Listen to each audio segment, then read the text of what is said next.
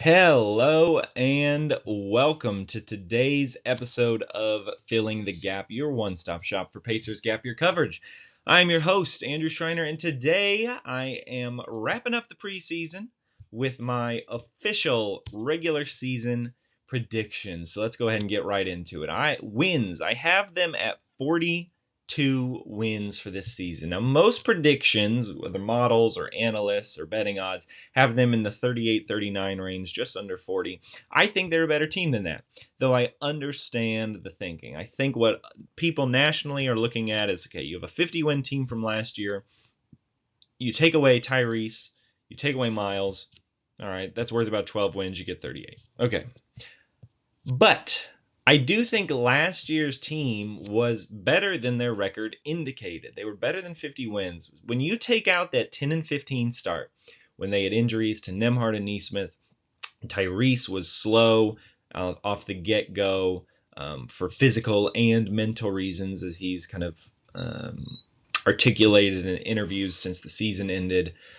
They really, after that first 25 games from January on, were a 57-win team, their pace. And then they took a 68-14 historically great Oklahoma City team to 7 games and, seemed like maybe they would have won had Halliburton not had his injury.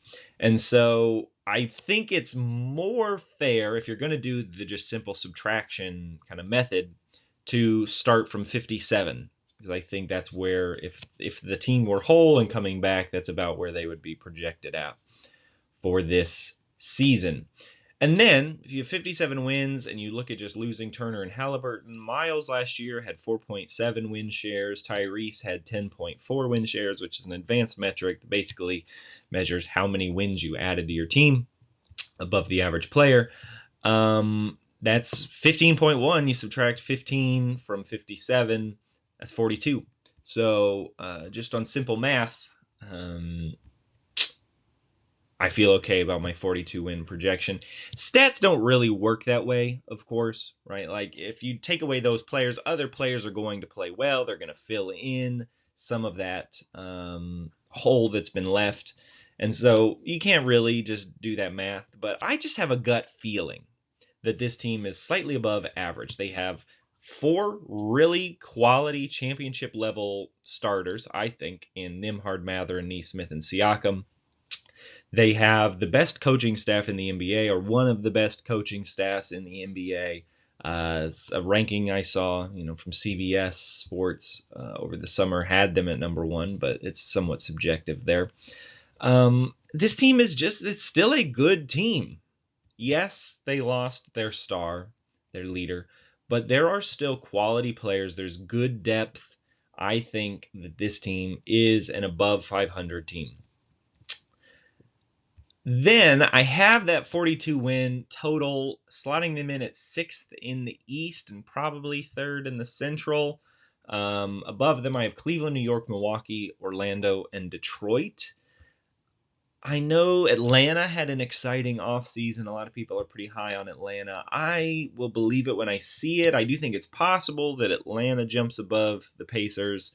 Maybe Detroit or Orlando have a bit of regression.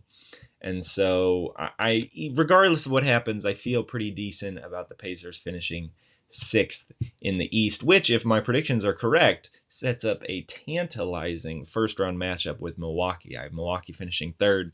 So for the 3rd straight year, Pacers have a first-round playoff matchup with Milwaukee, with the added bit of the Miles Turner revenge tour. Or the Pacers revenge tour on Miles Turner, I should say. That would be fun. But those are my team predictions. 42 wins, finishing 6th in the East. I think they avoid the play-in tournament, which is big. So now for a few individual awards, the team superlatives. I think our team MVP is unquestionably going to be Pascal Siakam. If he's not the team MVP, it's because either Nembhard or Mathurin had an incredible season, or Siakam suffered a lot of injuries, which is not a good sign for the Pacers. But I think he's going to be the player the Pacers go to when they need a bucket. He's going to be a 20-point scorer. He's going to push for All NBA. I think he might get an All-Star nod for the second straight year. Siakam is the Pacers' best player.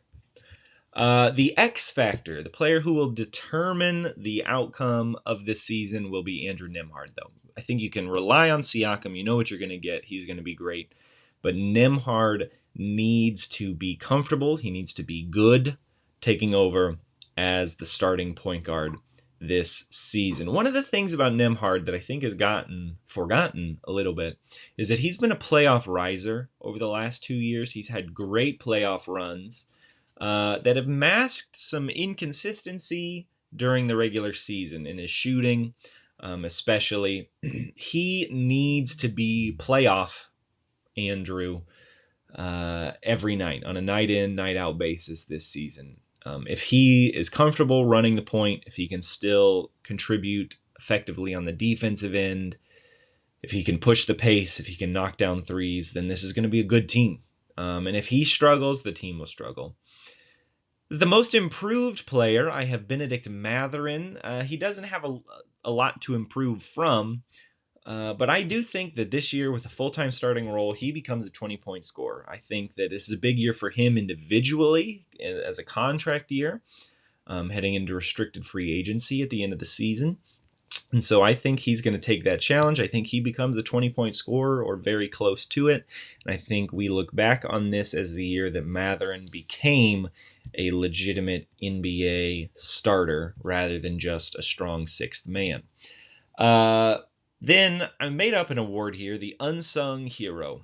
And for that, I have the newly extended Aaron Nesmith. He is not going to have stats that jump off the sheet at you at the end of the season. He's not going to get a lot of love nationally, but he's going to do all of the things that winning teams need done this season. And so I'll at least give him a little love here.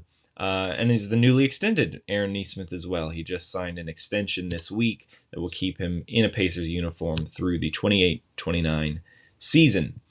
So as far as those four go, it's nothing too bold, nothing too crazy. Those are our four primary starting pieces, each one of them deserving some kind of recognition this season for what I think will be a solid team. So I'll go on a little bit more of a limb here with my sixth man award. Sixth man may not be the right term because I don't think he'll be the first player off the bench, but I think the Pacers' best bench player this season will be Johnny Furphy. I think this is the year he takes a big step toward being a rotation-level NBA player. I think McConnell might have a down year. He's already dealing with some injuries. He's getting older. And so I think that Furphy this year, he looked great in Summer League. He looked great in preseason until his twisted ankle kept him out of the last two games. I think this year he separates himself from Ben Shepherd and Jarris Walker as sort of the eighth man, I guess. And he looks really good this year. That's my bold prediction. So thank you for watching today's episode. Again, as a recap, my official predictions. I'm going on the record, 42 wins, 6th in the East. The season officially begins tomorrow, Thursday, with the Pacers hosting the Thunder, who opened the season last night with a 125-124 double overtime win over Houston. And after the game, I'll be here with a breakdown of it. So please subscribe and turn on notifications so you don't miss anything. And don't forget to like this video. And this time, tell me your win total predictions in the comments. And I'll see you next time.